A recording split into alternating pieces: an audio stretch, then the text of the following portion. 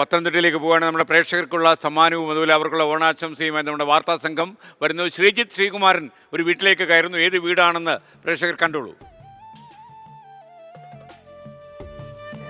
ഓണം വന്നാലും വിഷു വന്നാലും ക്രിസ്മസ് വന്നാലും ബക്രീദ് വന്നാലും പെരുന്നാൾ വന്നാലും ഒക്കെ എപ്പോഴും നിരത്തിലുള്ള കുറേ മനുഷ്യരുണ്ട്. നമ്മൾ മാധ്യമപ്രവർത്തകർ വിഭാഗത്ത് ജോലി ചെയ്യുന്നുണ്ട്. അതിനോടൊപ്പം തന്നെ നിരത്തിലുള്ള കുറച്ച് മനുഷ്യരുണ്ട്. അവരോടൊപ്പമാണ് നമ്മളുള്ളത് പത്തനംതിട്ട പോലീസ് സ്റ്റേഷനിൽ. ഇന്ന് കുറേ പോലീസുകാരൊക്കെ ഇപ്പോഴും ഡ്യൂട്ടി ചെയ്തുകൊണ്ടേയിരിക്കുകയാണ്. വളരെ ചുരുക്കം ചില പോലീസുകാർക്ക് മാത്രമാണ് അവധിയുള്ളൂ. അവരെന്തായാലും അവരുടെ ഓണം ഒരു അവധി ദിനമൊന്നും അല്ലെങ്കിലും അവരൊരു ഓണമൊക്കെ ഈ മേഖലയിൽ ആഘോഷിക്കുന്നു. നമ്മൾ ആ ദൃശ്യങ്ങളിൽ കാണുന്നത് ഇവിടുത്തെ പോലീസുകാരാണ്. CI ഷിബു ആണ്. ഒരു വലിയ പൂക്കളമൊക്കെ ഇട്ട് ഓണപ്പൂക്കളം തിരുവോണപ്പൂക്കളമൊക്കെ ഇട്ട് പോലീസുകാർ ആ ഓണം അങ്ങ് കളറാക്കുകയാണ്. എന്തായാലും ഷിബു സാറിന് എന്തായാലും ഇത്തവണ ഓണം ഇല്ല എന്ന് എനിക്ക് തോന്നുന്നു, ഷിബു സാറിൻ്റെ സഹോദരൻ മരിച്ചതിന് ശേഷം.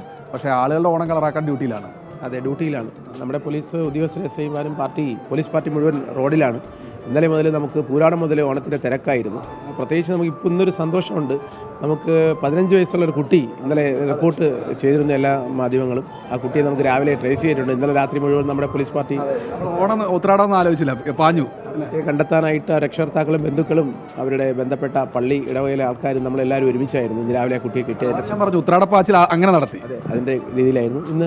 ഇന്ന് ഓണത്തിൻ്റെ തിരുവോണ തിരക്ക് റോഡിൽ കുറവുണ്ട്. രാവിലെ ഇന്നലെ വൈകുന്നേരമൊക്കെ നല്ല തിരക്കായിരുന്നു. ഇനി ഉച്ചയ്ക്ക് ശേഷം നല്ല തിരക്കാവും.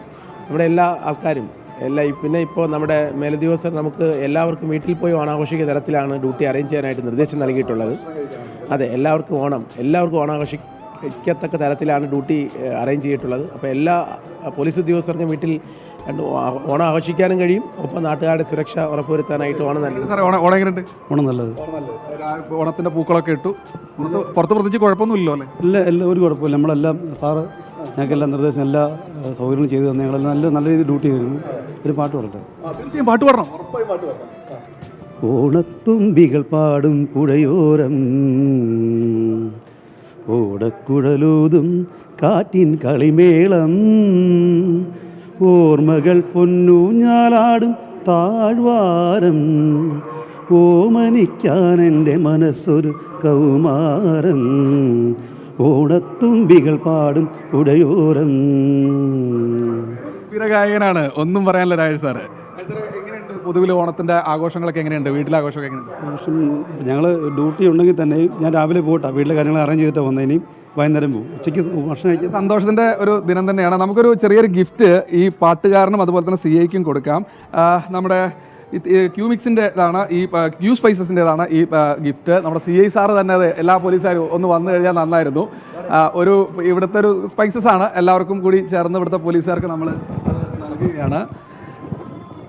എന്തായാലും എല്ലാവർക്കും ഹാപ്പി ഓണം. ഒരു ഹാപ്പി ഓണം എല്ലാവരും കൂടി ഒന്ന് പറഞ്ഞാൽ ഞങ്ങൾക്ക് സന്തോഷമായി. തീർച്ചയായും. സഞ്ജയ് ഇക്ബാലിനൊപ്പം ശ്രീകുമാരൻ, 24 പത്തനംതിട്ട.